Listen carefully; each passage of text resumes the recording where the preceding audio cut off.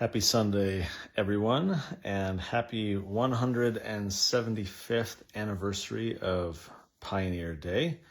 Quite a milestone, celebrating the 1847 arrival of Brigham Young's party when he, stood up from his wagon and said, "This is the right place, carry on," and they moved down into the valley, and in the years that followed, thousands of people came to settle. In fact, outside or just east of Salt Lake City proper, there is a park. This is the Place Heritage Park that kind of celebrates, memorializes that event and talks about what happened. What I want to talk about today are the kind of political aspects and implications of Pioneer Day, because we just got done celebrating Independence Day, and I often wonder how silly it is that so many people call it the 4th of July. It kind of diminishes the potency of that holiday and the purpose of the holiday, which is to remember, the Declaration of Independence, remember the struggle, remember what went into it. We don't call Christmas and shouldn't call Christmas. Granted, it's kind of a pagan holiday, but we, turned it into a worship of Jesus. But we don't call it the 25th of December, right? We call it Christmas, and we call it Easter. And so at least for now, we still call it Pioneer Day. We don't call it the 24th of July. However, I think one of the concerns that I have with Pioneer Day is that for a lot of Mormons, Utahns, whoever, it becomes basically a second Independence Day. It's another excuse to just, light fireworks, and for many people at least have a day off of work if you're in Utah as a state holiday. And it's lost the strength of remembering the reason that the holiday exists in the first place. And so, of course, the extremely short version is that the saints fled west, many of them, not all of them. Of course, there was the succession crisis. There was kind of competition between Sidney Rigdon and Brigham Young, and later James Strang, and others kind of vying for leadership of the saints in the wake of Joseph's martyrdom and assassination. And so ultimately Brigham prevailed in terms of leading the majority of the saints. He then led them west 1,000 miles across rugged, largely unexplored terrain, and landed in what we now call Utah, which at the time was claimed under the political jurisdiction of Mexico. It was the Mexican-American War right around this time that led to Mexico losing and selling a vast portion of its northern land holdings, which included, Utah, Nevada, most of California, Arizona, New Mexico. And you may recall, if you've ever been to San Diego or from there, I'm from there, they have the Mormon Battalion kind of visitor center there, talking about how a bunch of the men from the pioneer migration then formed this battalion, and they went to go help fight in the war, perhaps in large measure because they wanted to demonstrate their support for the American ideals, even though they had fallen very flat when it came to protecting the Mormons themselves. So here, for example, is a letter that Brigham Young wrote to President James Polk in 1846, explaining what was going on, why they were effectively and actually leaving the United States. They were abandoning the country. These people who had revelations talking about the importance of the Constitution and obeying the law of the land and all these things, and this kind of very American religion, how it was and why it was that these individuals then left the United States of America. And so, writing to the President of the United States, Brigham Young said, "We would esteem a territorial government of our own as one of the richest boons of earth.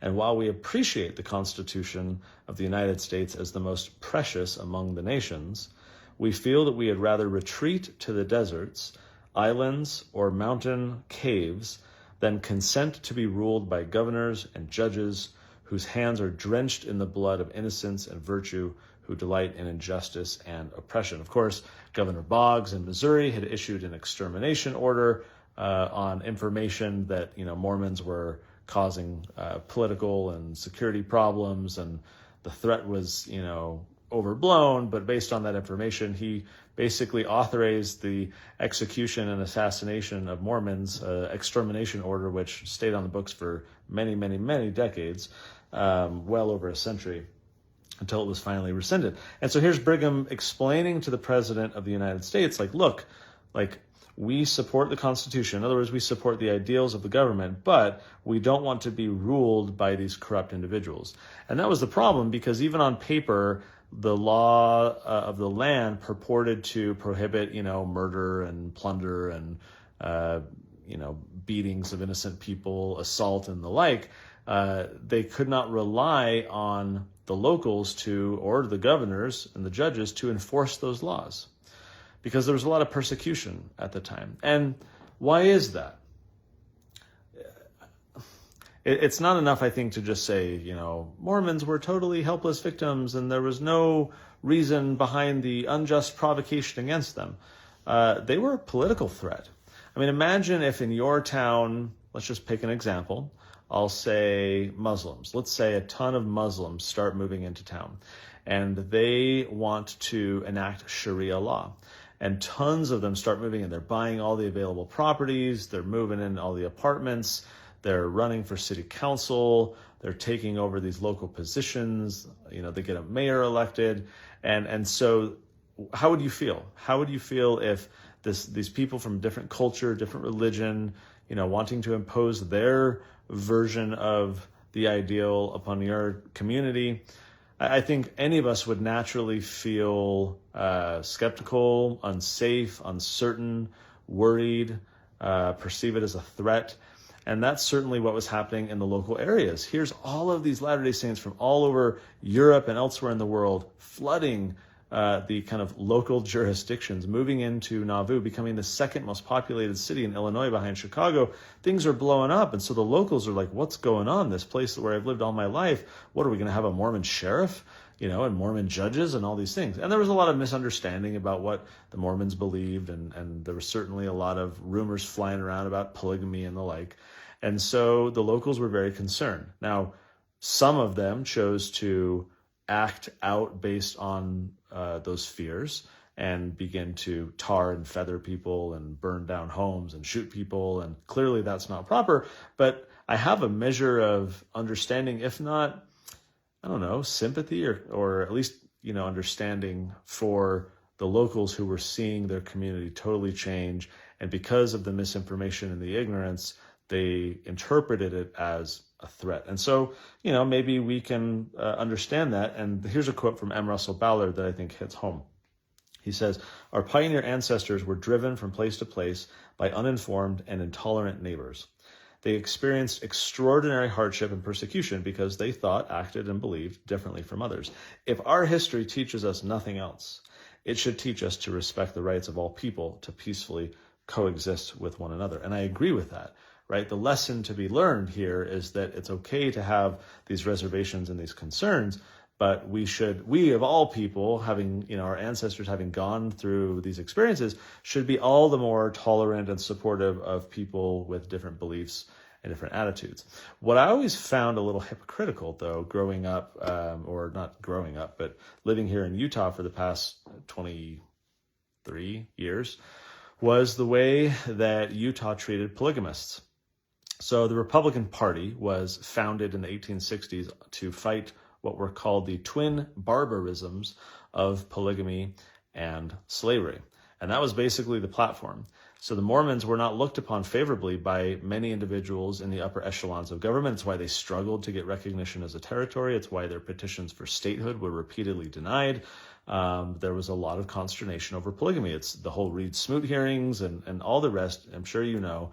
The conflict between the United States government and Utah and the theocratic, kind of nature of its governance and all the rest. And polygamy was a central part of that. Now, I've done a whole separate, musing on polygamy. I'm not going to go so much into that issue specifically, only to point out here what I perceived to be hypocrisy. So here come the Mormon pioneers to Utah, fleeing in large measure because many of the leaders wanted to practice polygamy. I believe that was wrong. Again, go listen to that older Sunday musing about whether Joseph Smith was actually a polygamist if you'd like to hear a discussion more on that. Nevertheless, there were many church leaders who were actively and desiring to practice polygamy. And many of the locals at the time thought that was wrong, and they were fighting the Mormons. So the Mormons flee west, and they set up a government, and polygamy starts to spread, and Brigham and others are taking tons of wives, right? And so in large part because of that desire for so-called religious freedom, they fled west. And according to M. Russell Ballard here, right, if our history teaches us nothing, it should teach us to respect the rights of all people to peacefully coexist with one another. And yet, after all the polygamy rigmarole, the 1890s, the supposed revelation to end it, the official declaration, and all the rest, and the awkward transition where they were publicly claiming that they stopped doing polygamy, privately many of them were still doing it, this whole awkward period. Then comes, the Edmunds-Tucker Act and the federal laws that are cracking down on polygamy and dissolving the church of its holdings and all of that. So then we get on the flip side of all these things. And then here is Utah in its constitution basically prohibiting polygamy as a condition of statehood, being forced to basically swear off polygamy in the state constitution. And then in the state statute, starting, I believe it was in about the 1930s, felonizing the practice of polygamy. And so their ancestors who fled here for political sovereignty, for self-rule, self-determination, freedom to live out, their wishes and so forth, their children and grandchildren then turn around and turn polygamists into felons and actively, criminally prosecute so many of these people. Now you might say, well, it was the non-Mormons doing that and they had to do it and whatever. And, there's certainly aspects of that are true. And yet here in the kind of Utah culture, every year we're celebrating Pioneer Day. We're celebrating our ancestors, a central part of which was their practice of polygamy and how it put them at odds culturally, theologically, politically, economically, socially with all of their peers. So they flee west. And then within a few decades, start to punish and persecute through political means, legal means, polygamists, when that was the whole reason Utah, not the whole reason, but, an extremely large reason that Utah came into existence in the first place. And so, again, Ballard saying us that if nothing else, the way that the pioneers were treated should teach us to respect the rights of all people to peacefully coexist with one another. Some of you may know that through Libertas Institute, we got this law changed. It was sponsored by then Senator Deidre Henderson, who's now the lieutenant governor. And it took us a few years to do it, and the church didn't like it, the LDS Church, and it was awkward, and there was court rulings and this whole political battle. Ultimately, we prevailed in knocking down polygamy from being a felony to being an infraction. The challenge, of course, is that it's in the Constitution that's required to basically prohibit it, so we couldn't fully repeal the law without amending the Constitution, but our argument was, well, the Constitution doesn't say it has to be a felony, right? You can still prohibit something with an infraction, the equivalent of spitting on the sidewalk in a lot of cities, right? And so it's just a monetary fine at best if you get caught and are doing it. So technically it's still prohibited, but it's on par with a speeding ticket, and it's no longer a criminal punishment. But that was the struggle that I had, the hypocrisy I observed, that we're celebrating our ancestors who sacrificed so much, and for many of them wanting to live out their religion, which for some included now, after Joseph fought it for a long time, but now included the practice of polygamy. So they flee west and, yay, we can form this society based on our beliefs and live polygamy and do what we think we ought to do.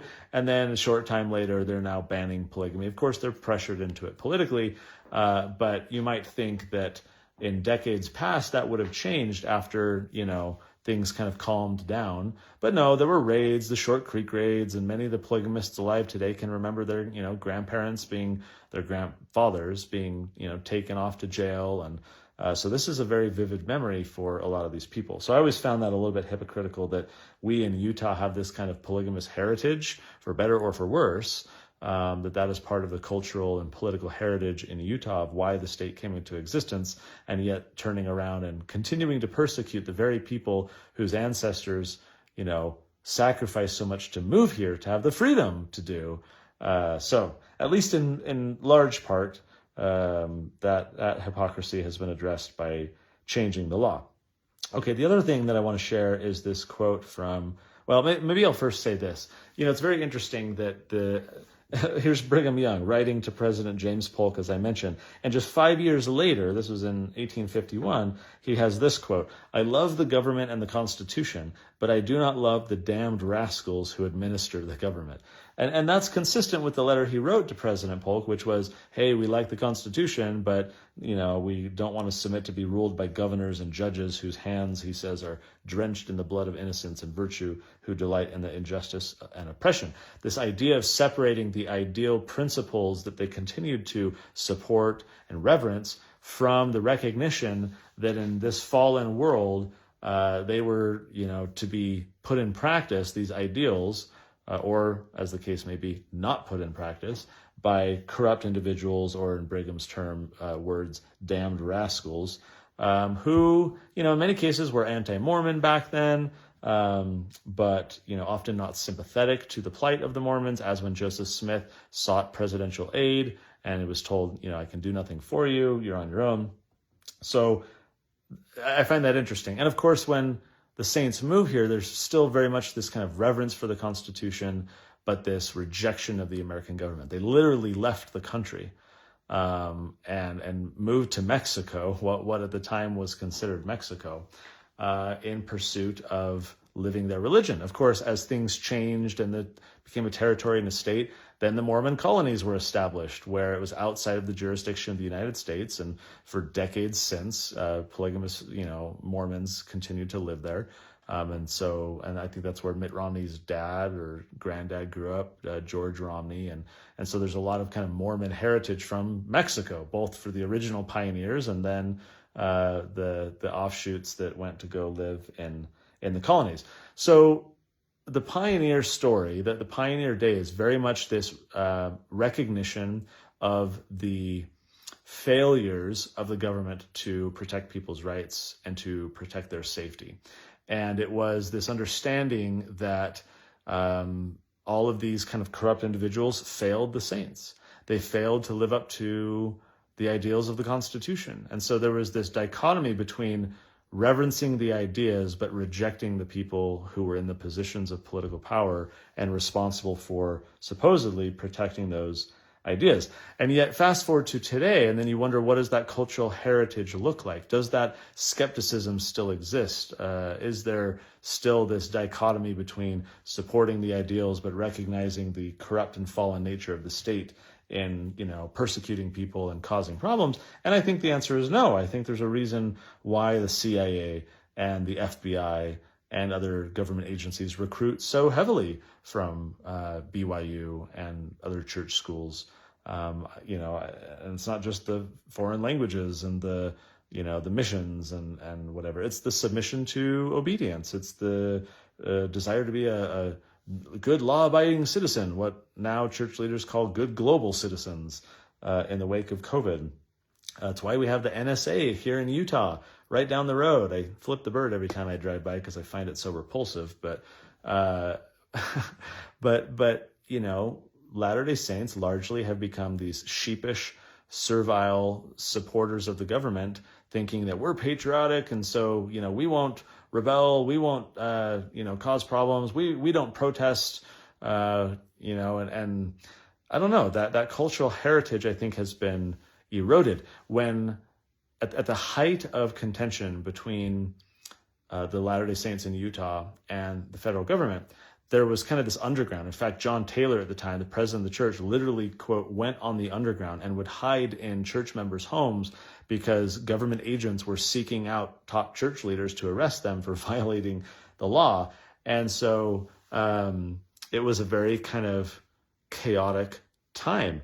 And there was very much this cultural practice of don't ask, don't tell, don't say anything, don't talk to the government, don't, you never know who's going to snitch. And so a lot of this stuff was pushed into the shadows, to the point where the masthead of the Deseret News at one point had this quote that became prevalent throughout Utah. It was even put onto this stained glass in, I think it was the Logan Temple, It was one of the temples, and I actually commissioned an artist to create a version of this that now hangs in my wall.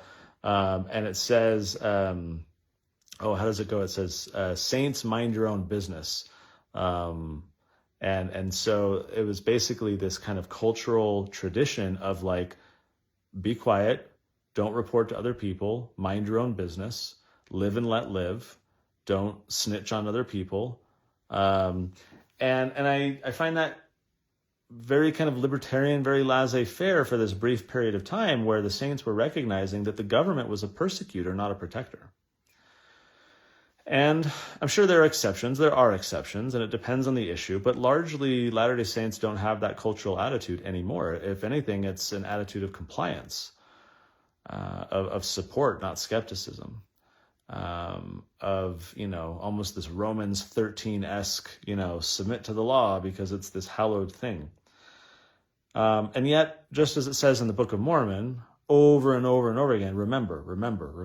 The fathers are always telling the sons, the prophets are always telling the people, remember what the Lord has done. Remember the struggles. Remember what Nephi did. Remember what Lehi said.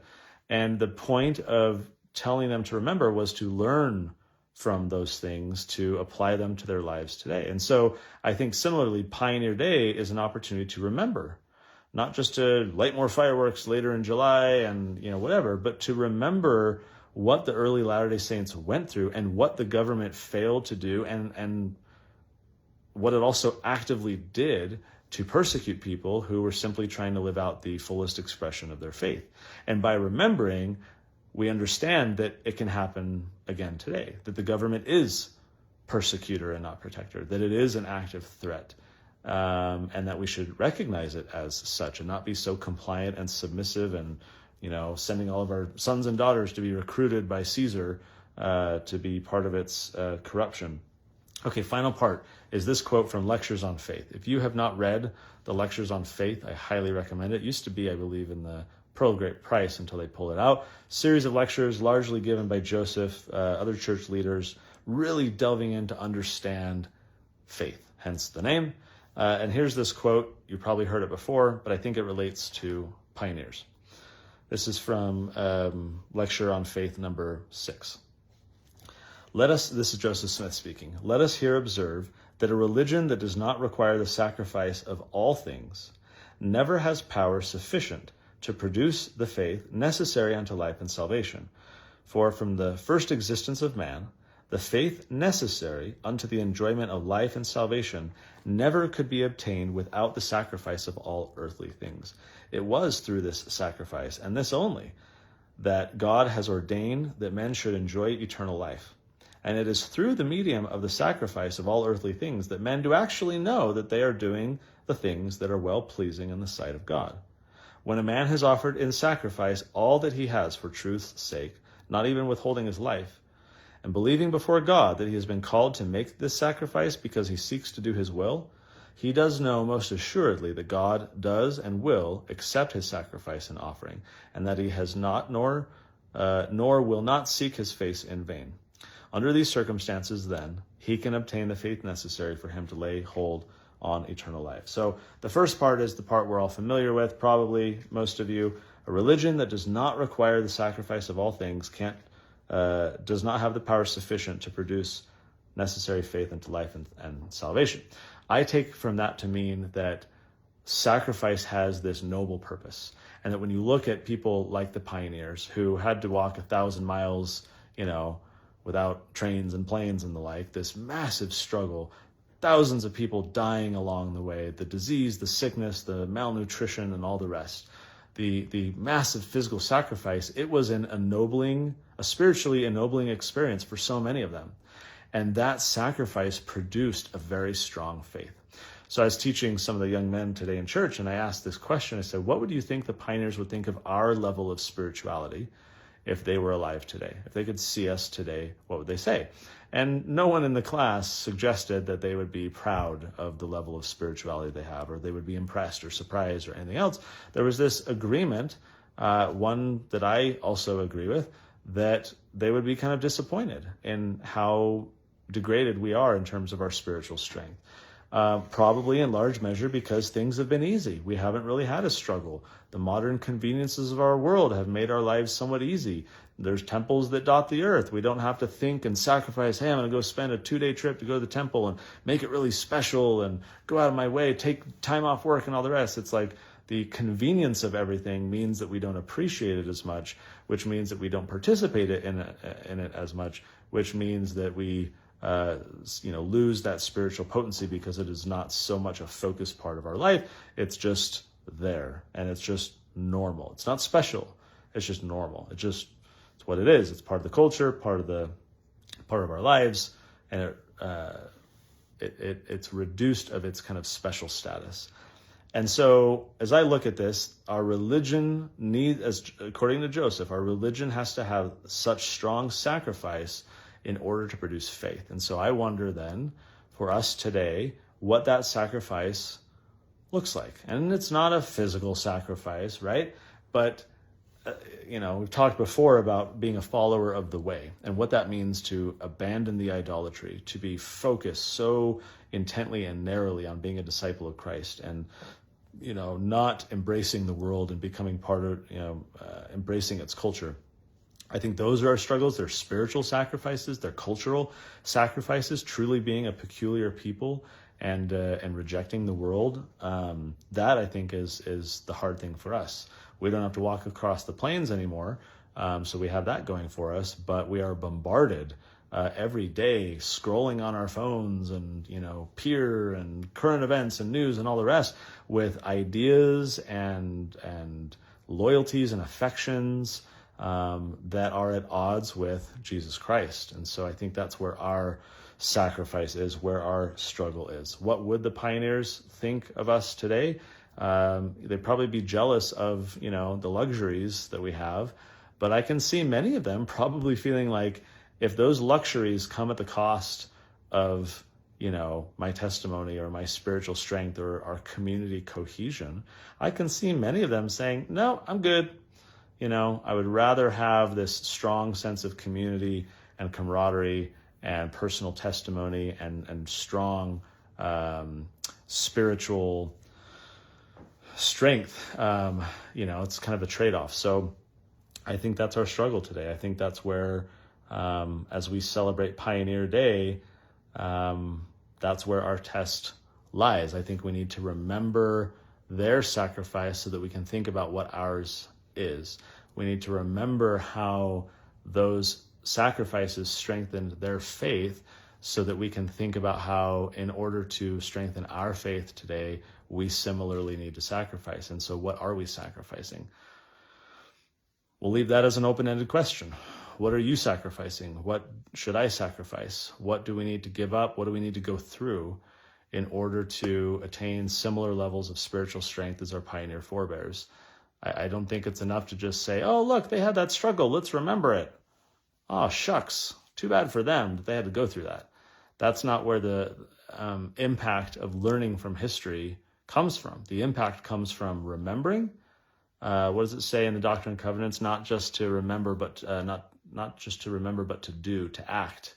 The purpose of remembering, the purpose that all the prophets of the past would tell people, remember, remember, remember, was not just for intellectual curiosity and stimulation. It was so that they would change behavior, so that they would change their lives. Learn from the past so as not to repeat it, or learn from the good things in the past so as to hang on to them and preserve them and make sure we're acting in a way consistent with preserving them. So maybe that's the challenge of the day for you and I, to ponder, what does sacrifice look for us if we want to have spiritual strength like the pioneers, if we don't want their sacrifice to kind of be forgotten, go to waste, however you want to describe it, what ought we be doing in our lives to kind of place that sacrifice on the altar, show God that we're serious, and really qualify for those blessings. So as Joseph says, we can have the faith necessary unto life and salvation. That's something I'm going to ponder today. Hope that gives you kind of an open invitation to think about that as well. I'm going to reflect on what that means for me and encourage all of us to do that as well. Happy Pioneer Day, 175th anniversary, kind of a cool milestone. And we'll talk to you guys next Sunday.